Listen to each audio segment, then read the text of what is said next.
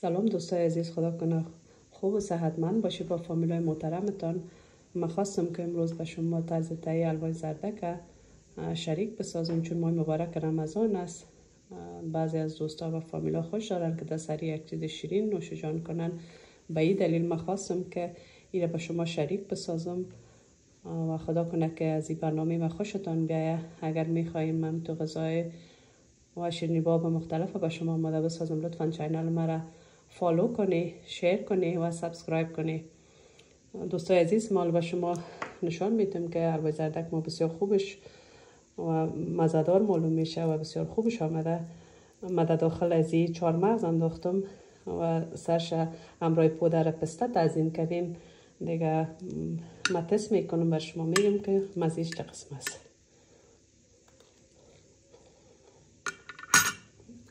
دوستای عزیز، بسیار مزیش هم خوبش آمده.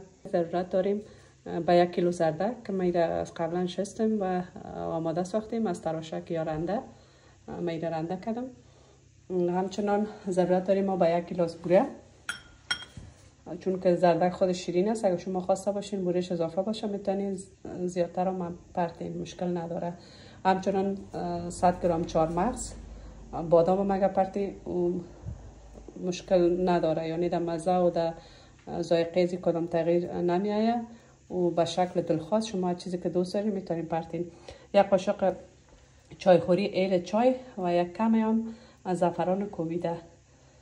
یه مواد لازم است که ما ایره کلش دیگه اینجا قرار دادیم سر گاز. ما اینال میخوایم امی زردک که رنده شده داخل دیگ اضافه کنم. خب دوستای بسیار عزیز، من می زردک داخل دیگ علاوه کردم.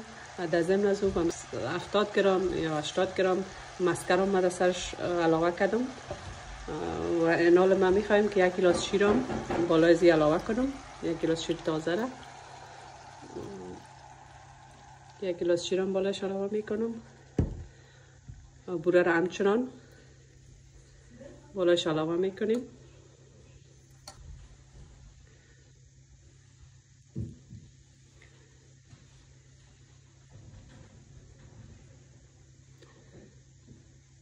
بوره را من انداختم بالای ازی.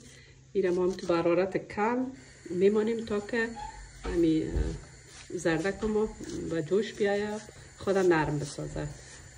نگفتن همانه که ما ایره با خبری میکنیم، تو نیست که میره ما قرار بانیم سرشو بسته کنیم. ایره با خبری میکنیم میمانیم تا که زردک ما به جوش شوه و خود نرم بسازه. در ادامه با ما باشین دوستای. خوب دوستای عزیز، قسمی که شما در تصویر میبینید زردک ما در جوش است.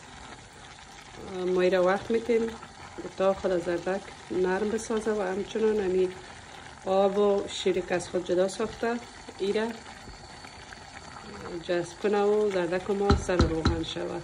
دوستا باید از برتان بگویم اگر شما میخواین که روغن زیاد باشه یا چربتر خوش داری یا کم چرب خوش داری، شما میتونید که امو مسکیتان اضافه تر کنید. من 100 گرم اول گفتم چون که من کمتر انداختم با اون سال، باز من گفتم که 70 گرم مسکر ما در اضافه کردم. ما صحت هم در نظر میگیریم که چون صحت هم سرمایه انسان است. ما نمیتونیم به خاطر که غذای ما خوشمزه بیایه ما از روغن یا از چربی زیاد استفاده کنیم. به این دلیل ما روغنش مسکر کمتر استفاده کردم. اگر شما خوش داشته باشین میتونیم که اضافه یا کم کدام مشکل نمازی حلوای زردک شما با وجود نمیآید. من ایره قرار میگذارم تا وقتی که زردک خود نرم کنه. دوباره سرپوش بالاش میگذارم و ایره میمانیم با مدت 15 دقیقه.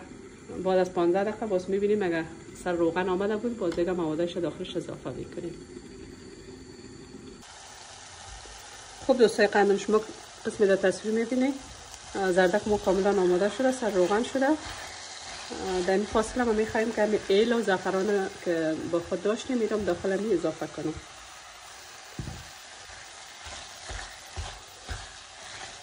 باز میره با مدت 10 دقیقه میمانیم که تا کاملا سر روغن بیایه و بوی زردک و بوی ایل و همی زعفران رو به خود بگیره.